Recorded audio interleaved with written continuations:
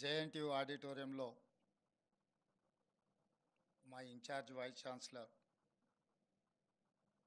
బుర్రా వెంకటేశం గారు,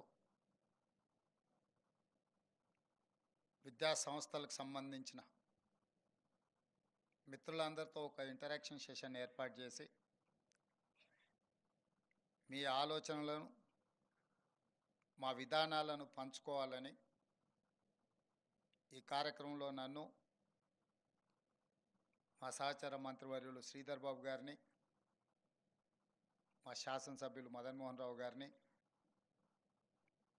మా IT and industries principal secretary Jayesh Ranjan, Devasena గారు, ఇతర అధికారులను, మిమ్మల్ని అందరినీ కూడా కలవడానికి ఒక మంచి కార్యక్రమాన్ని ఏర్పాటు చేసినందుకు మనస్ఫూర్తిగా వారిని అభినందిస్తున్నా.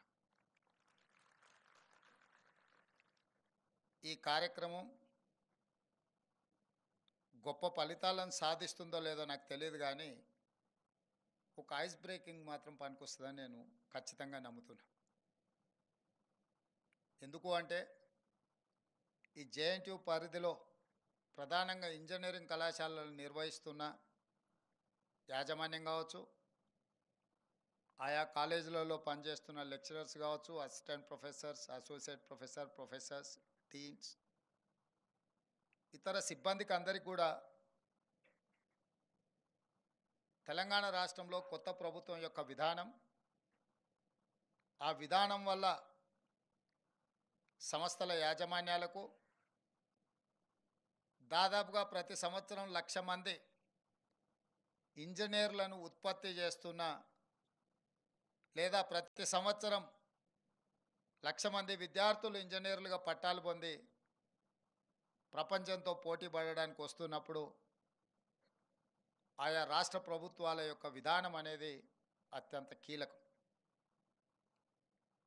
మిత్రుడు శ్రీధర్ బాబు గారు చెప్పినట్టు గత డిసెంబర్లో మా ప్రభుత్వం ఏర్పడిన తర్వాత 100 రోజులు పూర్తి కాకముందే పార్లమెంట్ ఎన్నికలు రావడం, ఒక 100 రోజులు మళ్ళీ ఎన్నికల్లోనే మా సమయం అంతా గడిచిపోవడం, ఇప్పుడే శాసనసభ పార్లమెంట్ ఎన్నికల నుంచి ఆ ఆలోచనలు, ఆ విధానాల నుంచి బయటకు వచ్చి పరిపాలన మీద దృష్టి పెట్టి ప్రభుత్వం యొక్క విధానాలను సమాజానికి చెప్పే అవకాశం వచ్చింది. అందుకే అకాడమిక్ ఇయర్ స్టార్టింగ్లోనే మిమ్మల్ని అందరినీ కలవాలి, మీ ఆలోచనలు వినాలి, మా విధానాలను వివరించాలని ఆలోచనతో ఈ కార్యక్రమాన్ని తీసుకోవడం జరిగింది. ఇక్కడున్న చాలామందికి మేమేం అంశాలు ప్రస్తావించినా ప్రస్తావించకపోయినా ఫీ రియంబర్స్మెంట్ విషయంలో ఈ ప్రభుత్వం విధానం ఏందని మీ మనసులో ఎక్కడో ఉన్నట్టుగా మీ మొహాలు చూస్తుంటే నాకు బాగా అనిపిస్తుంది. కారు ఎంత గొప్పదైనా అందులో ఇంధనం లేకుంటే అది షెడ్లోనే ఉంటుందని ఇంజనీర్లుగా మీకు అందరికి బాగా తెలుసు. అట్లనే ఈరోజు ప్రైవేట్లో నిర్వహిస్తున్న ఇంజనీరింగ్ కళాశాల యజమానులు, టీచింగ్ స్టాఫ్ కానీ, నాన్ టీచింగ్ స్టాఫ్ కానీ ఏఐసిటి నామ్స్ ప్రకారం ఉండాలి అని అంటే మీరు సరైన సమయంలో ఫీజు రియంబర్స్మెంట్ చేయాలి కదా అని మీరు ఆలోచన చేస్తున్నారని నేను అనుకుంటున్నా. కాకపోతే మన స్టేట్ వెల్ఫేర్ అండ్ డెవలప్మెంట్ స్టేట్గా ఉండే, కానీ కొన్ని పరిణామాలు, కొన్ని పరిస్థితులు కంప్లీట్ వెల్ఫేర్ సైడే మనం ఇంక్లైన్ అవ్వడంతో డెవలప్మెంట్ అనేది సెకండ్ ప్యాడ్లింగ్ అయిపోయి వెల్ఫేర్ అనేది ప్రధానం అవ్వడం వల్ల కొన్ని పరిస్థితులు, కొంత ఆర్థిక భారం పెరిగిపోయింది.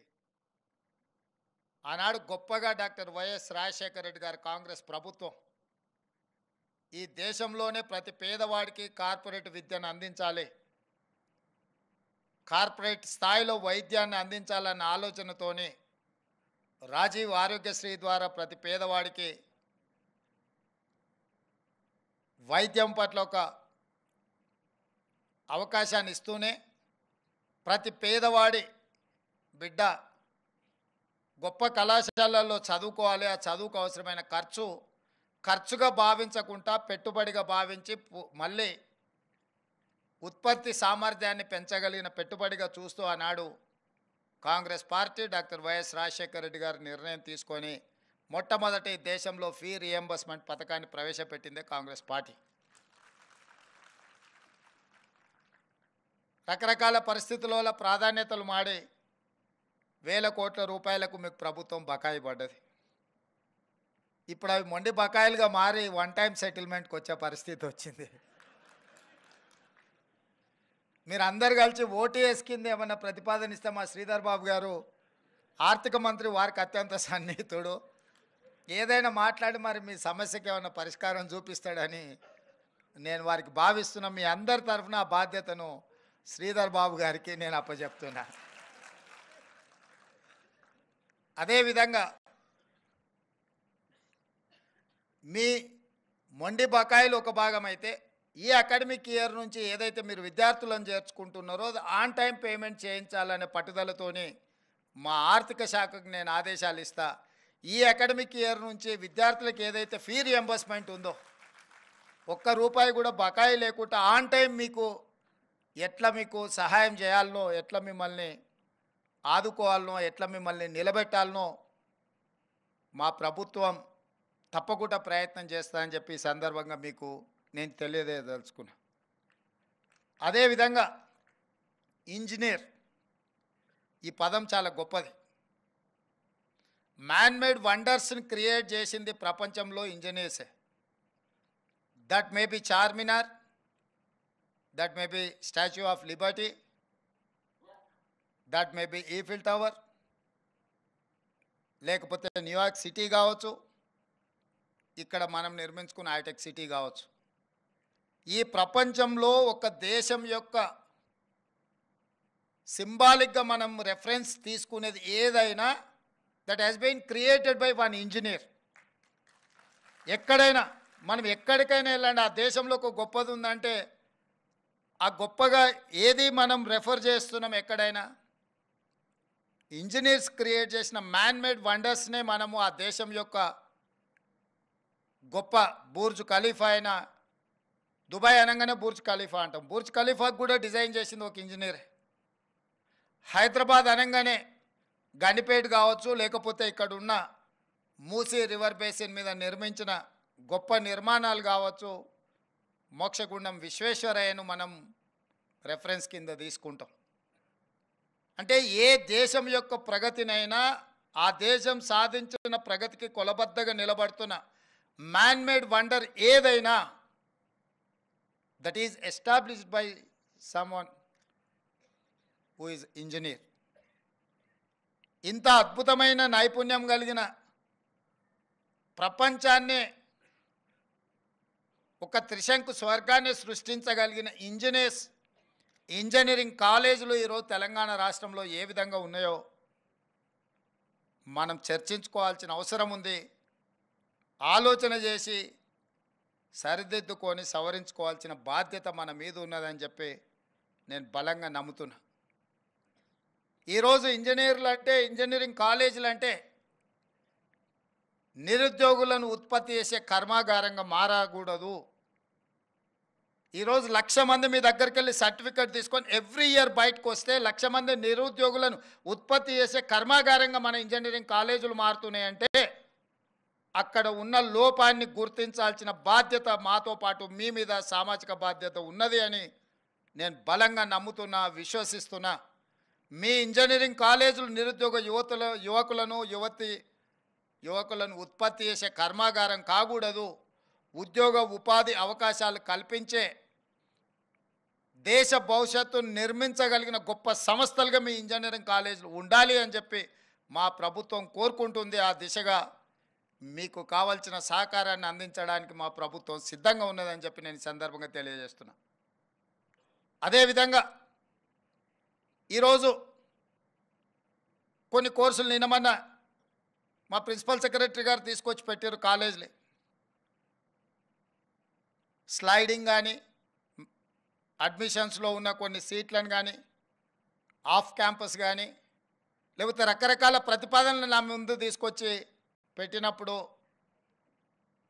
తాత్కాలిక ఉద్యోగ ఉపాధి అవకాశాలకు అవసరమైన కోర్సుల మీదనే మీరు ఎక్కువ ఫోకస్డ్గా ఉన్నట్టుగా అనిపించింది తప్ప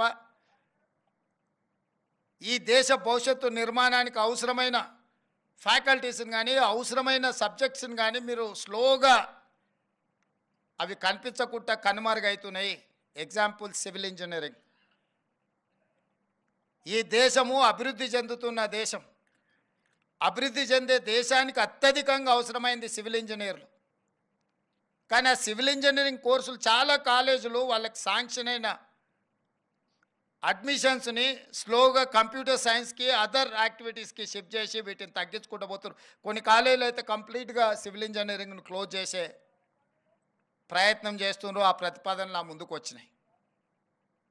నా సూచన ఏంటంటే సివిల్ మెకానికల్ అండ్ ఎలక్ట్రికల్ ఇంజనీర్స్ని మ్యాండేట్గా మీ కాలేజీలలో నడపండి. లేకపోతే రేపు దేశము అత్యంత ప్రమాదాన్ని ఎదుర్కోబోతుంది.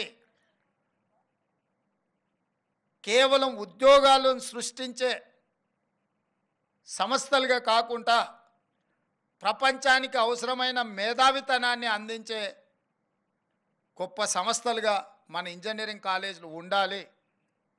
మీకు ఒక ఉదాహరణ నేను చెప్పదలుచుకున్నాను. ఈరోజు ఈ దేశంలోనే ప్రపంచంలోనే కోవిడ్ వచ్చినప్పుడు వ్యాక్సిన్ ఉత్పత్తి చేసే ఫార్మా కంపెనీలు ఇండియాలో 4 ఉంటే 4లో 3 తెలంగాణ హైదరాబాద్లోనే, ఓన్లీ 1 పూణేలో ఉన్నది. ఏంది దీనికి కారణం? ఎప్పుడైనా మా మిత్రులు ఆలోచన చేసినరా అని నేను అడుగుతున్నా. దీనికి కారణం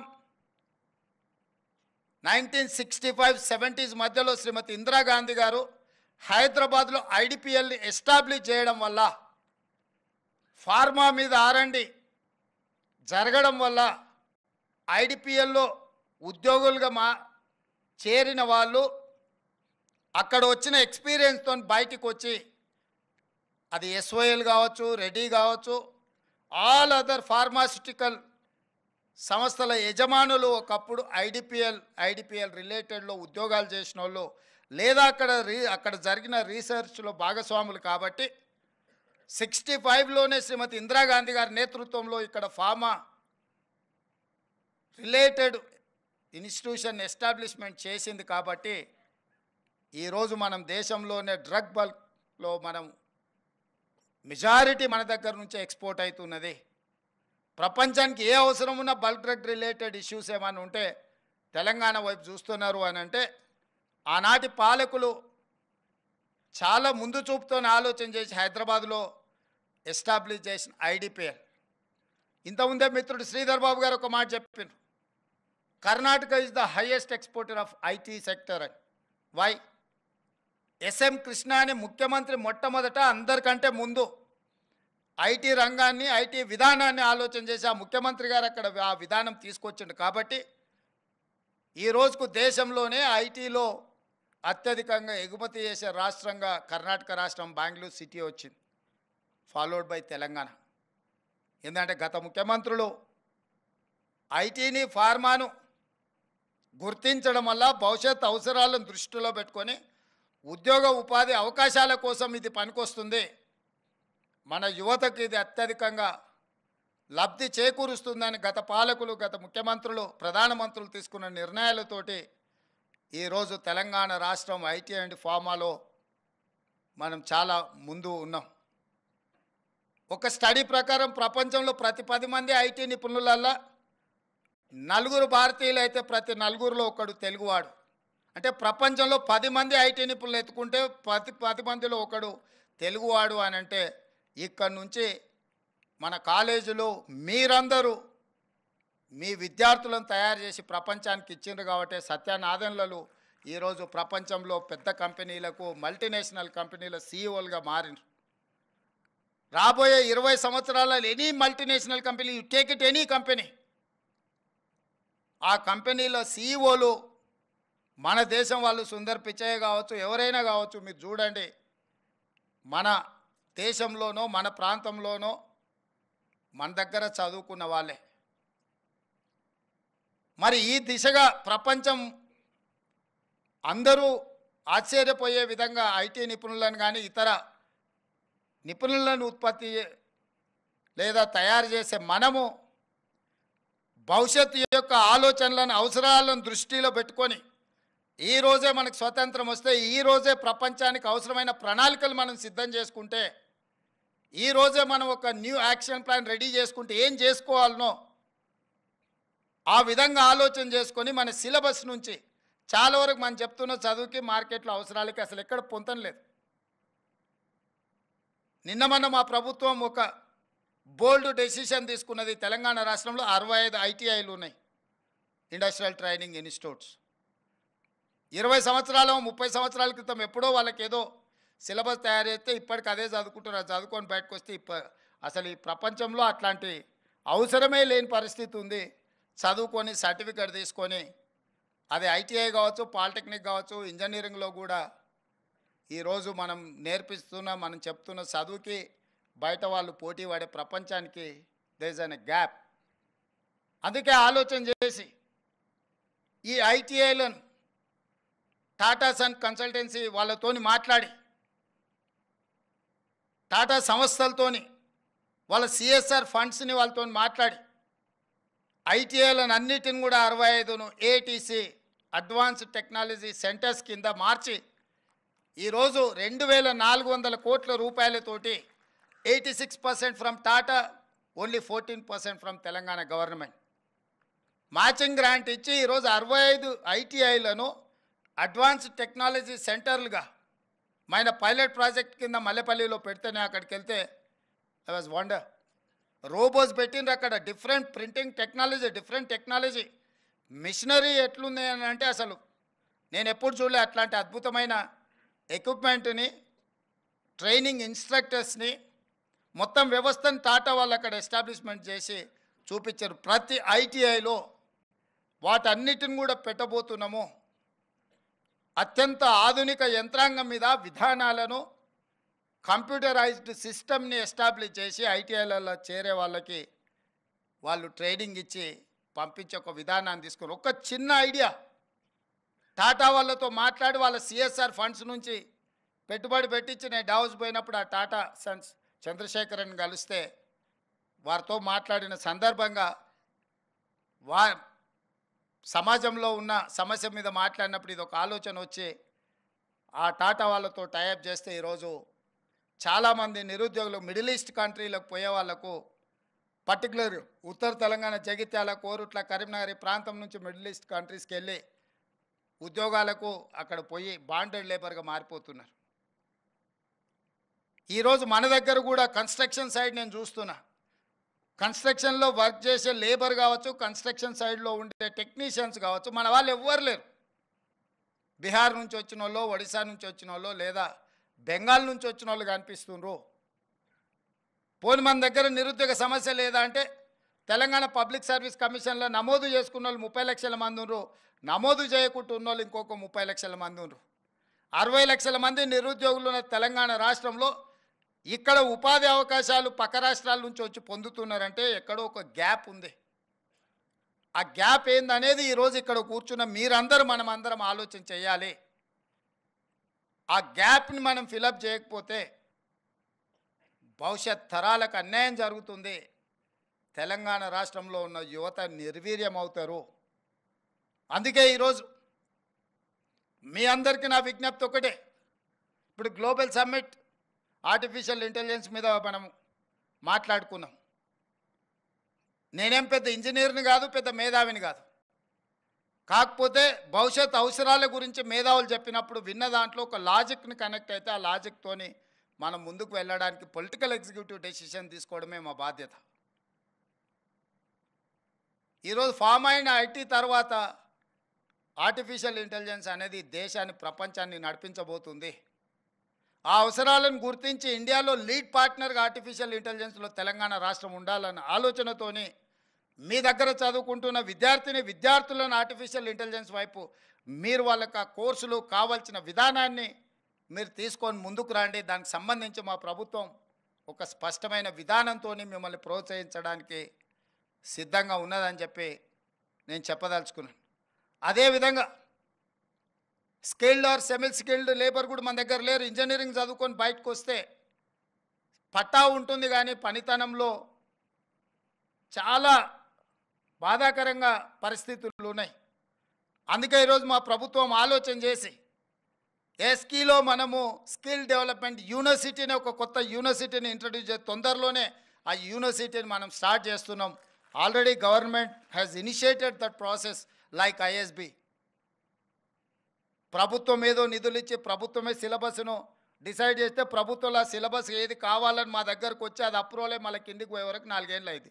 4 ఏళ్లలో మేము అప్రూవల్ ఇచ్చిన సిలబస్ అవుట్డేటెడ్ అయిపోతే దాని గురించి మాట్లాడే వాళ్ళు కూడా ఉండరు.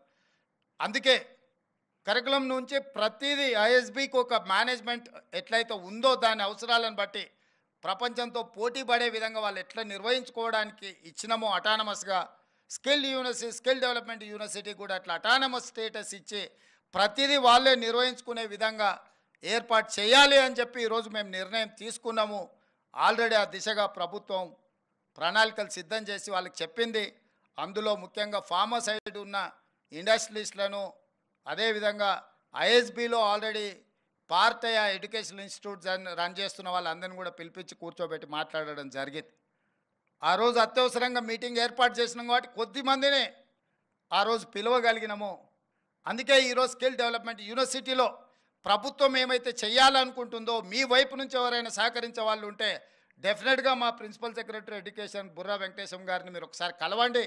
మీ వైపు నుంచి ఏమైనా ఇన్పుట్ ఉన్నా దానికి ఒక కార్పస్ ఫండ్ క్రియేట్ చేయాలనుకుంటున్న నెక్స్ట్ స్టూడెంట్స్కి ఫండ్స్ కేసీటీ ఉండొద్దు ఎస్టాబ్లిష్మెంట్ కోసము వాటన్నిటికి కూడా అనుకుంటున్నాం. మీ వైపు నుంచి సహకరించగలిగిన వాళ్ళు ఎవరైనా ఉంటే లేదా మీకు తెలిసిన వాళ్ళు ఉన్నా కూడా వాళ్ళ వైపు నుంచి సపోర్ట్ ఇచ్చే విధంగా మీరందరూ ముందుకు రండి. భవిష్యత్తులో తెలంగాణ లేదా పక్క రాష్ట్రంతో పోటీ పడడం కాదు, నేను పదే పదే చెప్తున్న పక్క రాష్ట్రాలతో పోటీ పడే పరిస్థితి నుంచి ప్రపంచంతోనే పోటీ పడే విధంగా మన రాష్ట్రం ఎదగాలి. ఎదగడానికి అవసరమైన ప్రణాళికలు విధానాలు మేము తీసుకొస్తాము, అమలు చేసే బాధ్యత మీది. ఎందుకు అని అంటే మీరు అమలు చేసినప్పుడే ఆ క్వాలిటీ ఎడ్యుకేషన్ క్వాలిటీ ట్రైనింగ్ వస్తుంది. మేము పాలసీ మేకర్స్ మాత్రమే. మీకేం పాలసీ కావాలో మీరు మా దగ్గరికి పుష్ చేయండి. ఆ పాలసీని అడాప్ట్ చేసుకొని వితిన్ డేస్లో గవర్నమెంట్ వాటికి అనుమతి ఇచ్చే బాధ్యత మా ప్రభుత్వం తీసుకుంటుంది. మా ప్రభుత్వానికి భేషజాలు లేవు. మా ప్రభుత్వం ఈ రాష్ట్రంలో ఉన్న నిరుద్యోగ యువకులకు ఒక అద్భుతమైన ఉద్యోగ ఉపాధి అవకాశాలు కల్పించి ఆ నిరుద్యోగ యువకులే కొత్త ఉద్యోగాలు కల్పించే బాధ్యత పెరిగే విధంగా వాళ్ళని ప్రోత్సహించాలన్నదే మా ఆలోచన. మీకు తెలిసి తెలంగాణ ఏర్పడిన నేపథ్యం,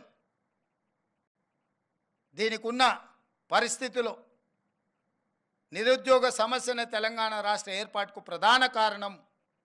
ఆ నిరుద్యోగ సమస్యను మనము పరిష్కరించకపోతే పూర్తిగా ప్రజాప్రతినిధులుగా మేము విఫలమైనట్టే.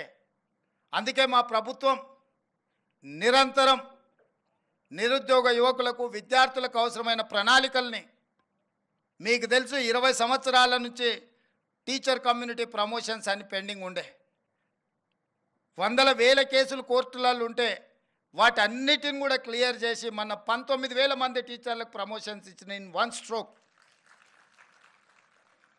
గత కొన్ని సంవత్సరాల నుంచి టీచర్ల బదిలీలు లేక ఏ బదిలీ చేయడానికి పోయినా కోర్టు ఇంటర్ఫియరెన్సో లేకపోతే పొలిటికల్ ఎగ్జిక్యూటివ్స్ ఇంటర్ఫియరెన్సో లేకపోతే ప్రభుత్వంలో ఉన్నవాళ్ళు ఏదేదో చేసేసిందని రకరకాల వార్తలు వచ్చేది.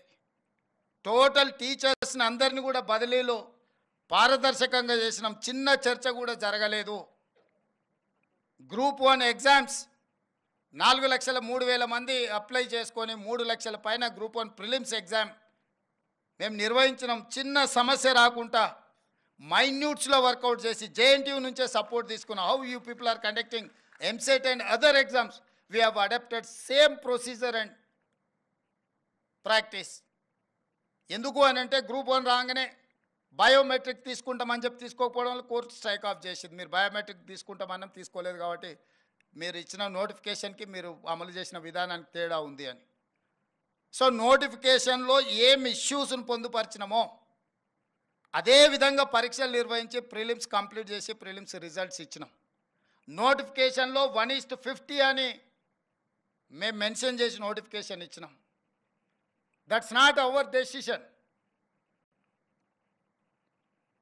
దీదెన్ గవర్నమెంట్ 2022లోనే 1:50 గ్రూప్ 1లో తీసుకోవాలని జీవో ఇచ్చి ప్రభుత్వ విధానాన్ని తీసుకున్న ఆ విధానంతోనే నోటిఫికేషన్ ఇచ్చారు.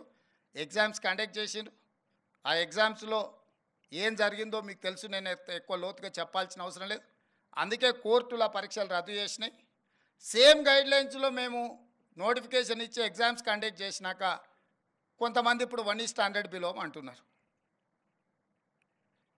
ప్రజాప్రతినిధులుగా, ముఖ్యమంత్రిగా, మంత్రిగా నాకు శ్రీధర్ బాబు గారికి 1% కూడా నష్టం లేదు, కష్టం లేదు 1:50 బదులు 1:100 పిలవడానికి. కానీ 1:100 పిలిచిన మరుక్షణము కోర్టు సింపుల్గా 1:50 పిలుస్తా అని చెప్పి నువ్వు నోటిఫికేషన్ ఇచ్చి ప్రిలిమ్స్ కండక్ట్ చేసి ఇప్పుడు 1:100 పిలుస్తాను నువ్వు రిజల్ట్ ఇస్తే నువ్వు ఫండమెంటల్స్కి నువ్వు అగెనెస్ట్గా పోతున్నావు కాబట్టి court next minute strike off చేస్తుంది. మళ్ళీ మొదటికి వస్తుంది. 2011లో మొదలుపెట్టిన గ్రూప్ 1 ఎగ్జామ్స్ 2024లో కూడా మనం కంప్లీట్ చేసుకోలేకపోయినాం. 12-13 ఏళ్ళు గ్రూప్ 1 పరీక్షలు నిర్వహించుకోలేని పరిస్థితుల్లో ప్రభుత్వాలు ఉంటే ఆ రోజు 21-22 ఏళ్ళ పిల్లగాడు ఈరోజు 34 ఏళ్ళకు వచ్చిండు. వాడికి పెళ్లి చేస్తే పిల్లలు అయిపోయి పిల్లలు బడికి పోయే వయసు. గ్రూప్ 1 ప్రిపేర్ అవుదాం వచ్చి కోచింగ్ సెంటర్లో వెళ్ళి ఇక్కడనే తిరిగి వాడికి నిజంగా వాడి యుక్త వయసు అంతా కోచింగ్ సెంటర్ల దగ్గరనే అయిపోయింది. ఊరికి వెళ్తే తల్లిదండ్రులకు భారం, ఇక్కడ ఉంటే 10 ఏళ్ళు పని చేయకుంటూ ఉంటే పని చేద్దామన్న ఓపిక కూడా పోద్ది. వీటన్నిటిని దృష్టిలో పెట్టుకొని క్రిస్టల్ క్లియర్గా నోటిఫికేషన్ ఏమి ఇచ్చినామో దాని ప్రకారమే పరీక్షలు నిర్వహించాలని ముందుకెళ్తున్నాము. కొంతమంది అనుకోవచ్చు ఏమైంది వీళ్ళకు 1:100 పిలుస్తాను. 1:50 లాగా అన్ని ఏర్పాట్లు అయిపోయినాయి. మీకు తెలుసు జేఎన్టీయూ పర్టికులర్గా ఎంతమంది స్టూడెంట్స్ ఉన్నారు, ఎన్ని హాల్ టికెట్లు ఇవ్వాలి, ఎన్ని సెంటర్లలో ఎగ్జామ్స్ నిర్వహించాలి, ఎన్ని బయోమెట్రిక్ ఎక్విప్మెంట్ ఉండాలి, ఎవరు ట్రైన్ చేయాలి, ఎవరు వెళ్ళాలి, ఎవరు మీకు ఇన్విజిలేటర్స్గా ఉండాలి, ఒక వ్యవస్థ ఏర్పాటు చేసుకున్నాక సడన్గా దాన్ని నెక్స్ట్ లెవెల్లో నెక్స్ట్ విధానం మార్చుకుంటే మళ్ళీ అదంతా సమకూర్చుకోవడానికి ఎంత సమయం పడుతుంది, ఎట్లా విద్యార్థుల యొక్క జీవితాలతోనే మన విధానాలు దుందుడుకుగా మార్చుకుంటే ఎంత ప్రభావం చూపిస్తుందో ఇది ఆలోచన చేయాలి. ఎందుకు మీతో నేను పంచుకుంటున్నా అంటే లక్షల మంది విద్యార్థులు మీతోనే ప్రత్యక్ష సంబంధాలు ఉంటారు. ప్రభుత్వాలకు పోయేది ఏం లేదు. మళ్ళోసారి ఏది పోస్ట్ పోన్ చేసినా 10 ఏళ్ళు మనము అంతకుముందు కొట్లాడింది తెలంగాణ కోసం, ఉద్యోగాల కోసమే. తెలంగాణ వచ్చినాక ఉద్యోగాలు భర్తీ చేయట్లేదని కొట్లాడింది మనమే. ఇవాళ ప్రభుత్వం ఒక క్యాలెండర్ డేట్స్ ప్రకారం గ్రూప్ 1 కానీ, డిఎస్సి కానీ, గ్రూప్ 2 కానీ, గ్రూప్ 3 కానీ పకడ్బందీగా ఒకదానికొకటి ఇబ్బంది జరగకుండా ఒక ప్రణాళికబద్ధంగా పరీక్షలు నిర్వహిస్తుంటే ఇప్పుడు ఆశ్చర్యకరంగా పరీక్షలు వాయిదా వేయండి అని కొట్లాడుతున్నారు. ఇంతకాలం 10 ఏళ్ళు మనం కొట్లాడింది పరీక్షలు పెట్టండి, పరీక్షలు పెడతారా లేదా, మేము ముదిరిపోతున్నాం, బెండకాయ ముదిరిపోయిన పిల్లగానికి వయసు మీద పడ్డ దేనికి పనికి రాకుండా పోతాడని ఇంతకాలం కొట్లాడి ఇప్పుడంటూ లేదు నువ్వు వాయిదా లేయని. డిఎస్సి నోటిఫికేషన్ 2 సంవత్సరాల కింద ఇచ్చిన నోటిఫికేషన్, 2 సంవత్సరాల నుంచి డిఎస్సి నోటిఫికేషన్ పరీక్షలు నిర్వహించకపోవడం వల్ల పిల్లలందరిలో అన్రెస్ట్ పేరుకుపోయింది. 2 ఏళ్ళ నుంచి వాళ్ళు డిఎస్సి కోసం ప్రిపేర్ అవుతున్నారు. ఇప్పుడు నేను డిఎస్సి ఫలానా డేట్ నాడు పెడతా అంటే లేదు మాకు చదువుకోవడానికి సమయం కావాలి, దాన్ని కూడా కొంచెం వాయిదా వేయండి అంటారు. అరే రామ, 10 ఏళ్ళు నోటిఫికేషన్ రాలేదన్నారు, 2 ఏళ్ళ కింద డిఎస్సి నోటిఫికేషన్ వచ్చింది, 2 ఏళ్ళ నుంచి వాయిదాలు పడుతూనే వచ్చింది, ఈ 2 ఏళ్ళలో పిల్లలు చదువుకోలేదా? మళ్ళీ ఇప్పుడు వాయిదా వేస్తే అదనంగా చదువుకునేది మేమే సిలబస్ మార్చలేదే, పరీక్ష విధానాన్ని మార్చలేదే మీరు నేర్చుకోవడానికి. అంటే కేవలం కొన్ని రాజకీయ శక్తులు, కొన్ని కోచింగ్ సెంటర్ల యజమానులు ఆన్ టైంలో పరీక్షలు అయిపోతే నష్టం జరిగేది రాజకీయ నిరుద్యోగులకు, ఎస్టాబ్లిష్ చేసుకున్న కోచింగ్ సెంటర్లకు. ఎందుకంటే ఏ పరీక్షలు ఆ పరీక్షలు అయిపోతే పిల్లలు ఈ ఉద్యోగం రాకపోతే వాడు ఇంకో దానికి వెళ్ళిపోతాడు ఆటోమేటిక్గా. ఊర్లో పోయి వ్యవసాయం చేసుకుంటాడు, ఇతర ఉద్యోగాలకు పోవాలనుకున్న వాళ్ళు ఇతర ఉద్యోగాలకు పోతారు. డిఎస్సి రాస్తే ఒకవేళ గవర్నమెంట్ టీచర్ ఉద్యోగం రాకపోతే ప్రైవేట్ స్కూల్లోనైనా జాయిన్ అవుతాడు. ఇతర బాధ్యతలు, ఇతర ఉద్యోగ ఉపాధి అవకాశాలు చూసుకుంటే నష్టపోయేది ఎవరయ్యా అంటే ఈ లక్షలాది మంది నిరుద్యోగుల ప్రాతిపదికన కోచింగ్ సెంటర్లు పెట్టుకున్న వాళ్ళకి నష్టం. కోచింగ్ సెంటర్ యజమాని ఆమరణ నిరాహార దీక్ష చేస్తా అంటారు పరీక్షలు వాయిదా వేయమని. నేను అడిగిన ఆయన హాల్ టికెట్ ఏముందో తీయరా, దేనికి రాసిండో పాపం మాట్లాడదామని. లేదు సార్, ఆయన కోచింగ్ సెంటర్ ఉంది, ఆయనకు 2 నెలలు పోస్ట్ పోన్ చేస్తే డిఎస్సి 100 కోట్లు లాభం వస్తుందంట, 2 నెలలు ఆయనకు 100 కోట్ల ఆదాయాన్ని మీరు దెబ్బతీసారట అని ఒక్క ఆయన గురించే చెప్పారు. ఇంకొక ఆయన దీక్ష కూర్చున్నాడు. ఏందే ఆయన మన పార్టీలో ఉండే మనటి వరకు ఆయనేం పరీక్షలు రాస్తున్నాయనంటే, నువ్వు పార్టీలో ఏం ఉద్యోగం ఇవ్వలేదంటే సార్, ఇప్పుడు నిన్ను గిల్లడమే ఆయన పని అంటే, అందుకే ఆయన దీక్ష కూర్చున్నాడు సార్ అన్న. ఇంకో పిల్లగాడు కూర్చున్నాడు, గాంధీ హాస్పిటల్లో చేరాడు. అరే పాపం, నాకు తెలిసినోడే పిల్లగానికి ఏమన్నా కానీ ఏం పరీక్ష రాస్తుండే, అవసరం అయితే స్పెషల్ కోచింగ్ అని ఇప్పిద్దామంటే ఆయన ఏం పరీక్ష రాస్తున్నాడు సార్, ఆయనకు లీడర్ చెప్పిందంటే నువ్వు చేస్తే బాగా పేరు వస్తుంది, నీకు నేను చూసుకుంటా పో అని. నిన్న మన 3 దీక్ష చేస్తే 3 గురించి వివరాలు తెప్పించినాను. ఆ 3లో ఏ ఒక్కడు కూడా ఏ పరీక్ష రాస్తలేడు. ఏ పరీక్షలు రాయనోడు, ఏ ఉద్యోగానికి పోటీ పడనోడు నిర్వహిస్తున్న పరీక్షల్ని వాయిదాలు వేయండి అని చెప్పి దీక్షలు చేస్తారు. ఇది ఒక విచిత్రమైన పరిస్థితి. అదేవిధంగా జాబ్ క్యాలెండర్ ప్రకారం, జాబ్ క్యాలెండర్ రేపు అసెంబ్లీలో డిక్లేర్ చేస్తా అని చెప్పిన. ఇంతకుముందు 10 ఏళ్ళు ఏ పొజిషన్లో అయినా, గ్రూప్ 4 కావచ్చు, గ్రూప్ 3 కావచ్చు, గ్రూప్ 2 కావచ్చు, గ్రూప్ 1 కావచ్చు, ఆర్ అదర్ డిఎస్సి కావచ్చు, పారామెడికల్ కావచ్చు, గురుకుల్ కావచ్చు, లేకపోతే పోలీస్, దాంట్లో ఎప్పుడు ఉద్యోగ నోటిఫికేషన్లు వస్తాయో, ఎప్పుడు నియామకాలు జరుగుతాయో తెలియదు. ఎవ్రీ ఇయర్ మార్చి 31 లోపల అన్ని శాఖలలో ఉండే ఖాళీలను తెప్పించి, జూన్ 2 లోపల నోటిఫికేషన్లు ఇచ్చి, డిసెంబర్ 9 లోపల సంవత్సరం నుండే ఖాళీలను అన్ని భర్తీ చేయడానికి జాబ్ క్యాలెండర్ని తీసుకొస్తున్నాం. దాని చట్టబద్ధత చేస్తున్నాం. ఎవ్రీ ఇయర్ ఎందుకు మీకు యూపీఎస్సీ రిజల్ట్స్ వస్తాయి, ఐఏఎస్, ఐపీఎస్, ఐఎఫ్ఎస్, ఐఆర్ఎస్ ఏవైతే సివిల్ సర్వెంట్స్ ఉద్యోగాలు ఉన్నాయో అన్ని ఖాళీలు ప్రతి సంవత్సరం క్రమ పద్ధతిలో తెప్పించి క్రోడీకరించి క్యాలెండర్ డేట్స్ ప్రకారం ఆటోమేటిక్గా పరీక్షలు నిర్వహించేటట్టు ఉద్యోగాలు ఇచ్చి ఒక సిస్టమ్ డెవలప్ అయింది యూపీఎస్సీ. నేనే స్వయంగా యూపీఎస్సీ చైర్మన్ దగ్గర పోయి 4 గంటలు కూర్చొని మా అధికారులను తీసుకెళ్ళి కూర్చొని, మీరు ఎక్కడ కూడా చిన్న ఆరోపణ లేకుండా ప్రతి సంవత్సరం ఏ విధంగా మీరు పరీక్షలు నిర్వహిస్తున్నారు, ఇన్ని లక్షలాది మందితో పరీక్షలు చేసినా కూడా మీకు ఎందుకు ఎలాంటి ఆరోపణలు లేకుండా ప్రతి సంవత్సరం మీరు పరీక్షలు నిర్వహించగలుగుతున్నారు అంటే, వాళ్ళు క్లియర్గా అటానమస్గా వాళ్ళు పనిచేస్తున్నారు, పొలిటికల్ ఇన్ఫ్లుయెన్స్ లేకుండా. చిన్న ఆ ఉద్యోగిలో డెప్యుటేషన్ మీద తీసుకునే ఉద్యోగి మీద చిన్న అనుమానం వచ్చినా next minute they are surrendering that employee. కానీ పబ్లిక్ సర్వీస్ కమిషన్లో, లక్షలాది ఉద్యోగాలు ఇచ్చే పబ్లిక్ సర్వీస్ కమిషన్లో మొత్తం అవుట్సోర్సింగ్ వాళ్ళని తీసుకొచ్చి పెట్టారు. వాడికే ఉద్యోగం లేక అవుట్సోర్సింగ్ వస్తే వాడు గ్రూప్ 1 ఉద్యోగాలను నియమించే బాధ్యత వాడి కంప్యూటర్స్ మొత్తం అంతా వాడికి అప్పచెప్తే వాళ్ళు ఏం చేస్తారు, ఎట్లా చేస్తారు? నియమించిన పబ్లిక్ సర్వీస్ కమిషన్ మెంబర్లను మీరు చూడండి. ఒక ఆయన ఆర్ఎంపీ డాక్టరే. ఆర్ఎంపీ డాక్టర్ అంటే గ్రూప్ 1 ఉద్యోగిని ఇంటర్వ్యూ చేసి డిసైడ్ చేస్తాడంట. అంటే ఆశ్చర్యకరమైన పరిణామాలు తెలంగాణ రాష్ట్రం వచ్చిన తర్వాత గతంలో జరిగినాయి. అందుకే స్పష్టంగా గ్రూప్ 1 ఉద్యోగిని ఒకవేళ నియమించాలంటే, సిలబస్ ఫైనల్ చేయాలంటే, లేదంటే ప్రొఫెసర్స్తో మాటని క్వశ్చన్ బ్యాంకింగ్ రెడీ చేయాలంటే, ఆ పని చేసేవాడు అంతకంటే కొంచెం పై చదువు ఉన్నోడు, జ్ఞానం ఉన్నోడు, అవగాహన ఉన్నోడు అందులో ఉండాలన్నది నా ఆలోచన. నిరుద్యోగులకు రాజకీయ పార్టీలలో మేము ఉద్యోగం ఇవ్వలేదు, మేము టికెట్ ఇవ్వలేదు అంటే వాళ్ళని తీసుకొచ్చి పబ్లిక్ సర్వీస్ కమిషన్ మెంబర్ని చేస్తే వాళ్ళ ఆలోచన ఏముంటుంది, వాళ్ళ విజ్డమ్ ఏముంటుంది? నాకేం పని లేదా, నాకు ఒక ఆయన ఉద్యోగం కనిపిస్తే నేను కూడా నాకు తెలిసిన ఏం పని లేనోనికి ఇంకో ఉద్యోగం ఇద్దామనుకుంటా. కష్టపడి చదివి ఒక లెవెల్కి వచ్చి ఒక మంచి ఉద్యోగంలో వస్తే అతనికి ఒక బాధ్యత ఇస్తే, అరే చదువుకున్నోనికి కష్టపడడానికి ఆ విలువేందో నాకు తెలుసు కాబట్టి నేను కూడా అలాంటి నియమించాలనుకుంటాడు తప్పితే రాజకీయ పునరావాస కేంద్రాలుగా ఇవి మారకూడదు. విద్యా సంస్థలు ఏవి కూడా రాజకీయ పునరావాస కేంద్రాలుగా మారకూడదు అనేది నా ఆలోచన, మా ప్రభుత్వం యొక్క విధానం. అందుకే మీకు అందరు కొంత కఠినంగా అనిపించిన పరీక్షలు నిర్వహించే విధానంలో ఒక స్పష్టత పెట్టుకొని ముందుకెళ్తున్నాము. నేను బాధ్యత తీసుకున్న మరుక్షణం 90 రోజుల్లో 30,000 ఉద్యోగాలు ఎల్బీ స్టేడియంలో పిలిపించి మరి ప్రతి ఉద్యోగికి వాళ్ళ నియామక పత్రం నేను నా చేతులతోనే అందించిన.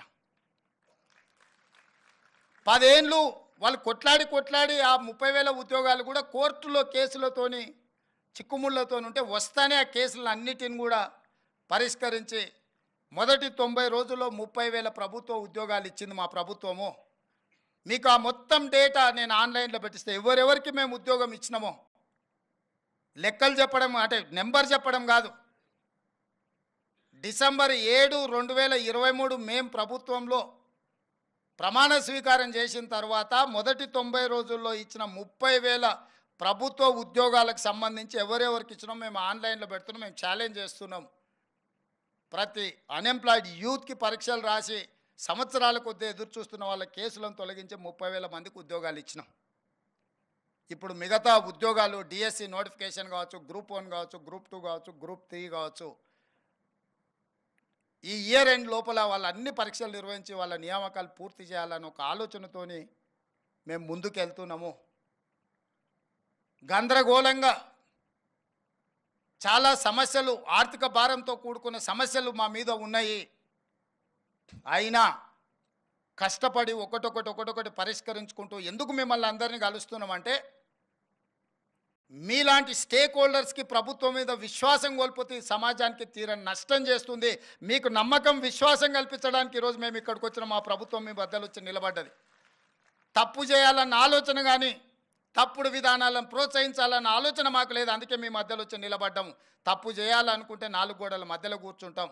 తప్పులను సరిదిద్దాలనుకుంటే మీ అందరి దగ్గరకు వచ్చి మీ ముందర నిలబడి మా ప్రభుత్వం మాట్లాడుతుంది. ఇది మా విధానం. యాజమాన్య సంస్థలకు అందరికీ నేను మాట ఇస్తున్నా, మీరు క్వాలిటీ పెంచండి. మీ క్వాలిటీ పెంచడానికి అవసరమైన సహకారాన్ని మా ప్రభుత్వం ఇస్తుంది. మీ ఇంజనీరింగ్ కాలేజీలు జేఎన్టీయూ అఫిలియేటెడ్గా ఉన్న ఇంజనీరింగ్ కాలేజీల యజమానులకు నేను చెప్తున్నా, నిరుద్యోగులను ఉత్పత్తి చేసే కర్మాగారాలుగా మీ ఇంజనీరింగ్ కాలేజీలు మారకూడదు. మీరు ఉద్యోగ ఉపాధి అవకాశాలు మీ క్యాంపస్ నుంచి బయటకు వచ్చిందంటే వాడు ఒక ప్రయోజకుడు ఈ సమాజ నిర్మాణంలో భాగస్వాములను తయారు చేసి బయటికి పంపించే విధంగా మీరు ప్రయత్నం చేయండి. మీకు అవసరమైన సహకారాన్ని ఇచ్చే బాధ్యత మా ప్రభుత్వం తీసుకుంటుంది అని చెప్పి మీకు అందరికీ చెప్పదలుచుకున్న. స్కిల్ లేకుంటే సర్టిఫికెట్ ఉంటే ఉద్యోగం రాదు. ఇది వారసత్వ సంపద కాదు. తాతల నుంచి తండ్రులకు వచ్చి, తండ్రుల నుంచి కొడుకులకు వచ్చి, కొడుకుల నుంచి వాళ్ళ పిల్లలకు పోవడానికి యాన్సిస్టర్ ప్రాపర్టీ అయితే వారసత్వం కింద బదిలీ చేయొచ్చు. స్కిల్ అట్లాంటిది కాదు. స్కిల్ ఎవరికి వాళ్ళు నేర్చుకోవాల్సిందే, అప్గ్రేడ్ చేసుకోవాల్సిందే. ఎప్పటికప్పుడు కూడా ప్రపంచంతో పోటీ పడాలంటే ఎప్పటికప్పుడు మనకున్న స్కిల్ని కూడా అప్గ్రేడ్ చేసుకోవాల్సిన అవసరం సమాజంలో ఉంది. దానికి అవసరమైన ప్రణాళికలు మీరు సిద్ధం చేయండి. మీరు అన్ని రకాలుగా మా ప్రభుత్వాన్ని ఎప్పుడు ఏం కావాలన్నా చెప్పుకోవడానికి మీకు అవకాశం ఉంటుంది. ఈ 6 నెలలు కొంత మీకోసం సమయం ఇవ్వకపోవడానికి ఉన్న రాజకీయాలు, పరిస్థితులు, పరిణామాలు, తీవ్రమైన సమస్యల ప్రాధాన్యత క్రమాన్ని మేము నిర్ణయించుకొని తీవ్రమైన సమస్యల్ని ముందు అడ్రస్ చేసుకుంటూ మిగతా వాటిని ఒక క్రమ పద్ధతిలో పెట్టుకొని ముందుకు వెళ్తున్నాం. డెఫినెట్గా మీ ఆలోచన, మిమ్మల్ని పట్టి పీడిస్తున్న భూతము ఫీజు రియంబర్స్మెంటు, దాన్ని తప్పకుండా బంధించి బాటిల్లో పెట్టి మీకు న్యాయం జరిగే విధంగా మా ప్రభుత్వం నిర్ణయం తీసుకుంటుంది. మీరెవరు అడిగినా అడగకపోయినా మీ మనసులో ఏముందో అర్థం చేసుకోగలిగిన మనసు మా ప్రభుత్వానికి ఉంది. అందుకే డెఫినెట్గా పాతది ఎట్లా పరిష్కరించుకోవాలా ఇదొక భాగము. భవిష్యత్తులో మీకు ఇబ్బంది జరగకుండా ఏ అకాడమిక్ ఇయర్ దా ఇయర్ 100% క్లియర్ చేయడానికి ఏం చేయాలనో ద్విముఖ వ్యూహంతో మా ప్రభుత్వం ముందుకు వస్తుంది. డెఫినెట్గా మీ సమస్యల్ని పరిష్కరిస్తుందని తెలియజేస్తూ మీ అందరి దగ్గర సెలవు తీసుకుంటున్న ధన్యవాదాలు.